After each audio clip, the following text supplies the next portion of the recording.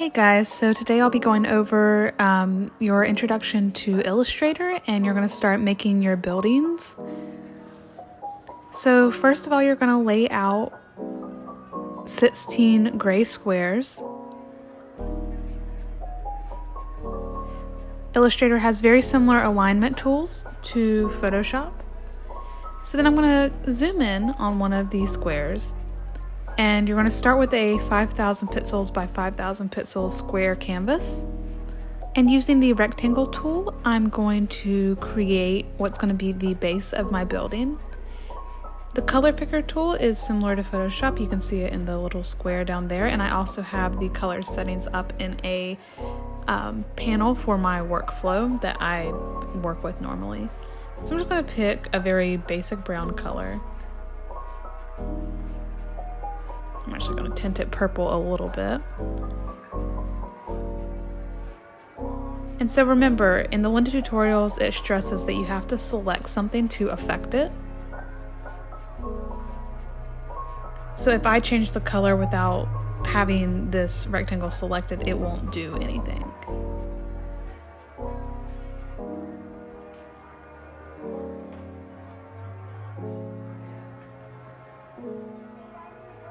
So there's also, I'm going to show you the Pathfinder tool real quick. And so I made another square, and using the Pathfinder tool, you can have different ways where you can merge shapes or cut them out of each other.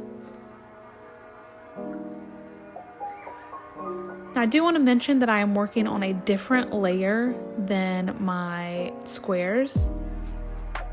Those are on a layer underneath that is locked, so I can't affect it. So now I'm going to start creating windows for this building.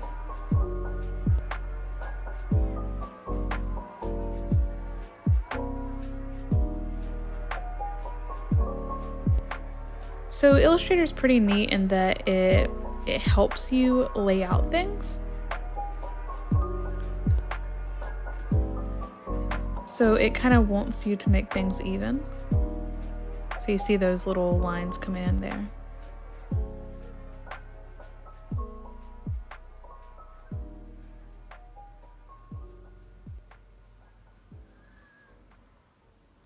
So I'm going to hit Command C and Command V to duplicate my windows.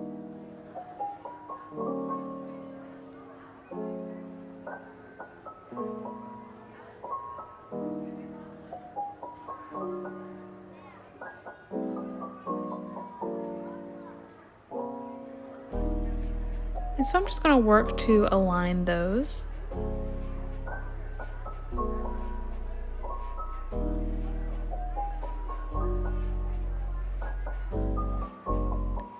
The great thing about Illustrator is it's all vector-based shapes, so if you wanted to blow this image up to the size of a, side of a van, you could, and you wouldn't get any pixelation like you would with, say, a raster-based image or a JPEG file. And you can also shrink it down without any loss.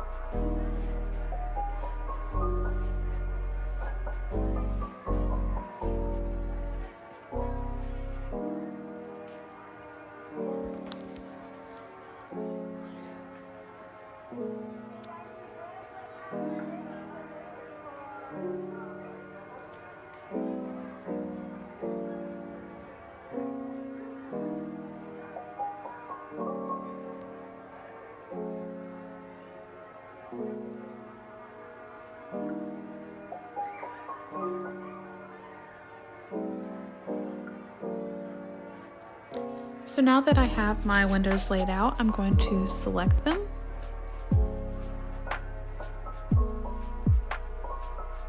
And the building, and I'm going to go to Pathfinder.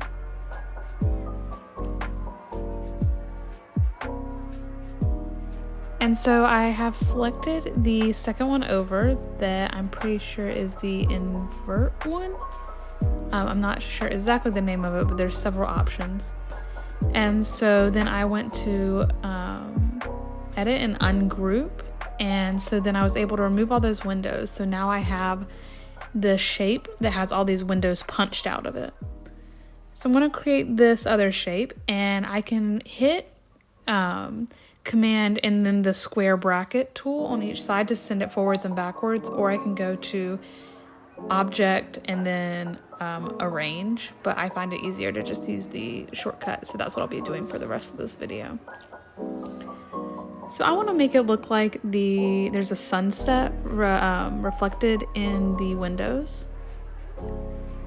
So I'm going to use the gradient tool, and I'm going to put a gradient fill. If you can see where that little color picker is in the bottom of the toolbar, there's 3 options under it. There's a solid, gradient, and no fill, so I have hit that gradient.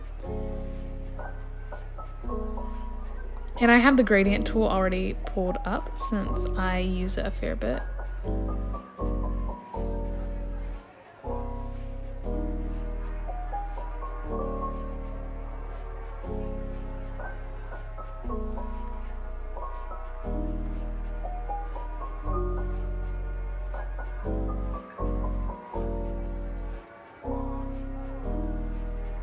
So I'm going to select my gradient colors by double clicking on those little sliders on that gradient panel.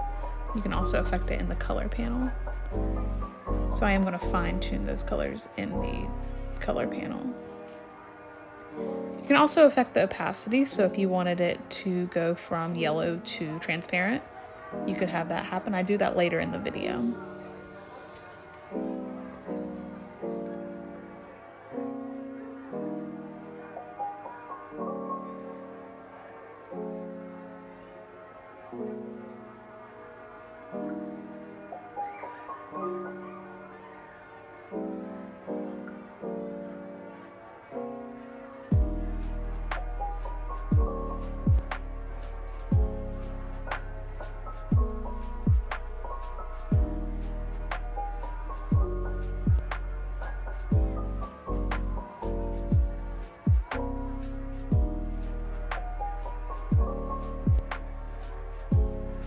You can also affect how far the gradient blends go.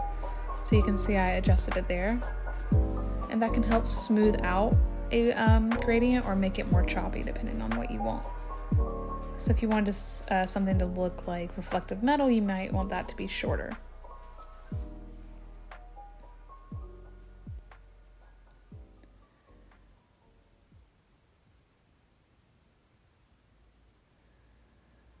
So I'm going to darken the building a bit.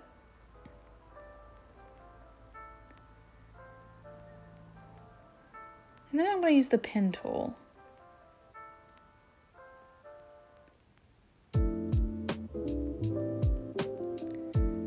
So sometimes Illustrator is weird about when you select a vertices already on another shape. But you can see here for the pen tool that you can create shapes just by clicking like you do with the polygon selection tool in Photoshop. But also if you click and then hold, you get these little bars that allow you to make curves. So you can make a lot of complex shapes with it. So I'm just going to delete that. I'm just using that as an example.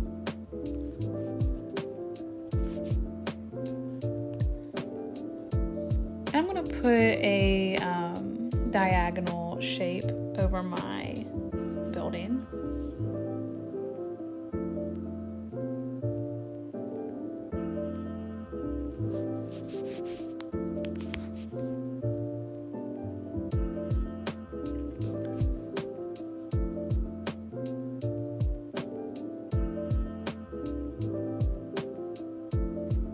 And so I'm going to make it look like there's a light source hitting half the building. I'm just going to go over to the appearance panel and slide that opacity down.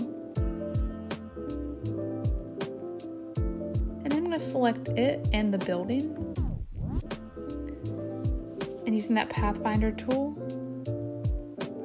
I'm going to be able to punch out the windows so they are not going to be affected by that opaque panel. yeah, that's looking good.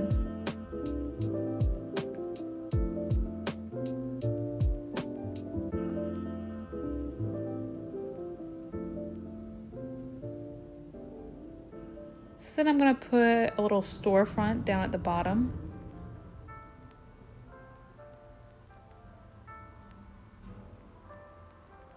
Apologize for the background noise. There is some heavy traffic going by my apartment currently.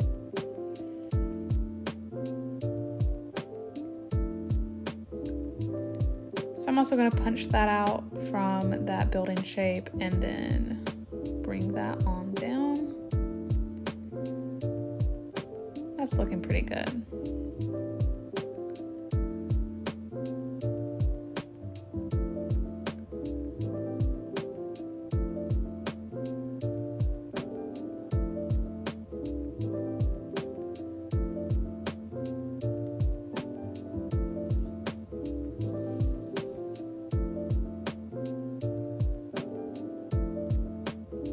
So I'm going to make that a solid red.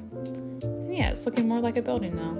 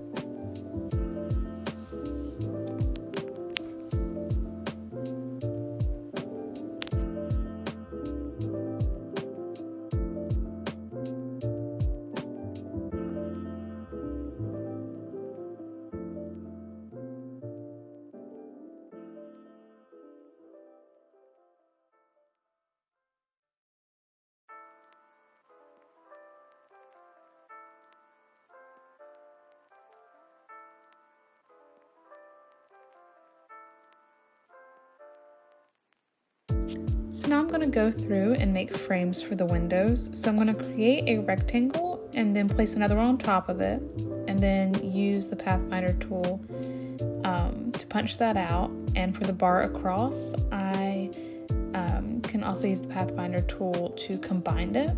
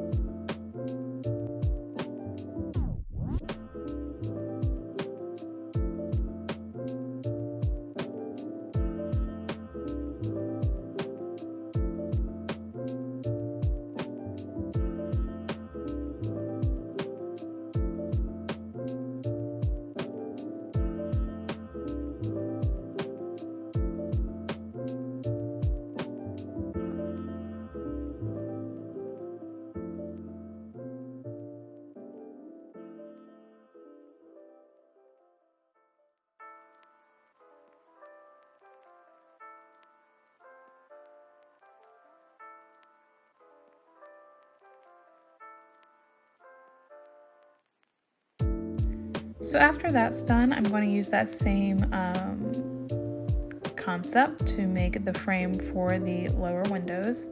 So I'm just using rectangles here. I'm not using any fancy shapes.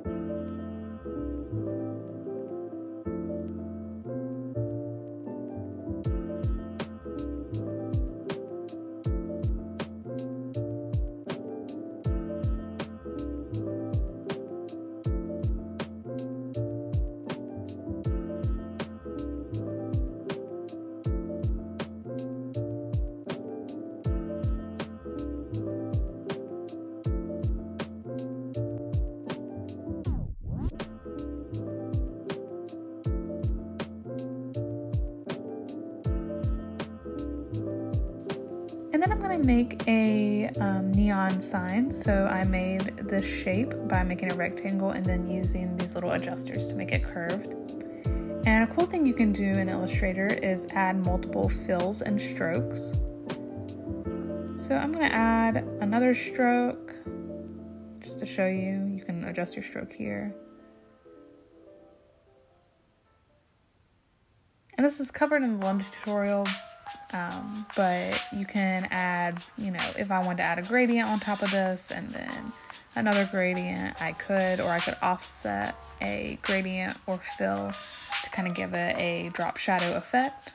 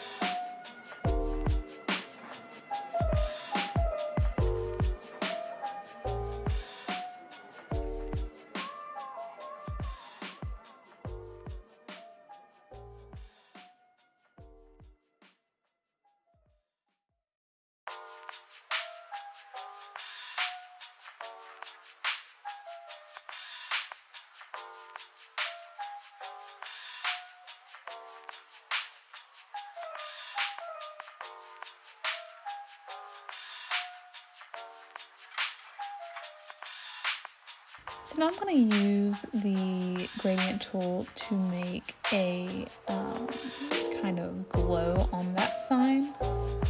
So instead of having it go from one color to another, it's going to go to the same color. You can see that in the gradient panel that I'm working with.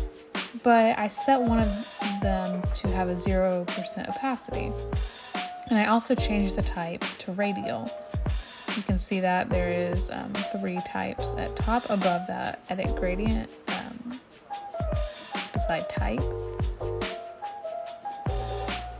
And then I'm going to work with that until it kind of has a neon glow effect.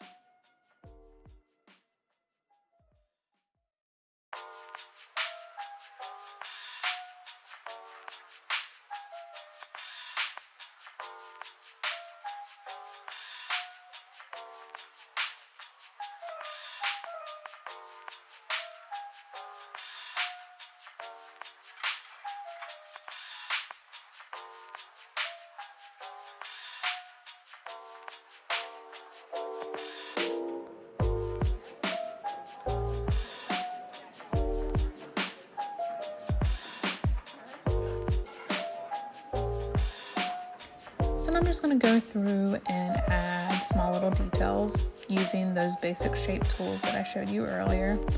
I'm also going to add an additional fill layer onto the store sign, just to kind of make it seem like it is also being affected by this light coming in.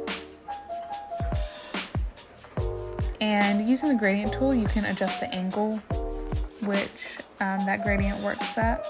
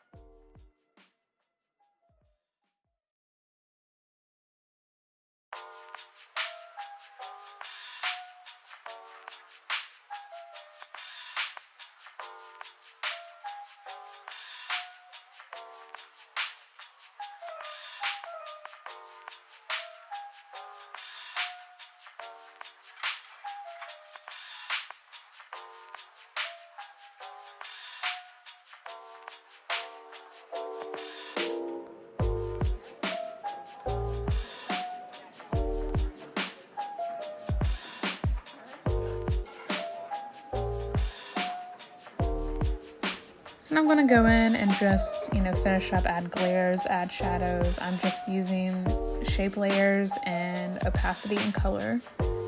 kind of give the illusion that a material has reflective properties.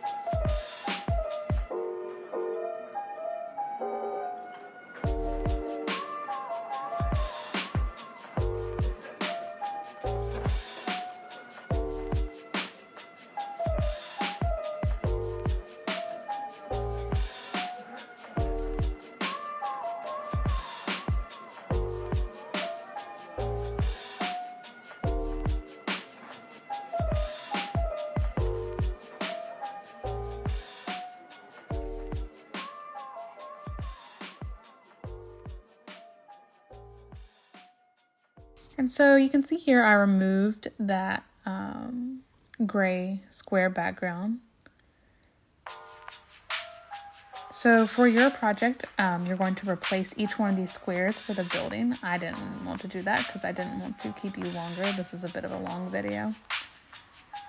But I'll show you a couple more cool things. You can add text. So let's say I wanted this to say grocery. I can add text, and then what I do, you'll see me go to the menu, and after I have my text around the size I want it, I hit expand, so that essentially makes your text become shapes, and you can ungroup them, and then you can adjust them as if they were shapes.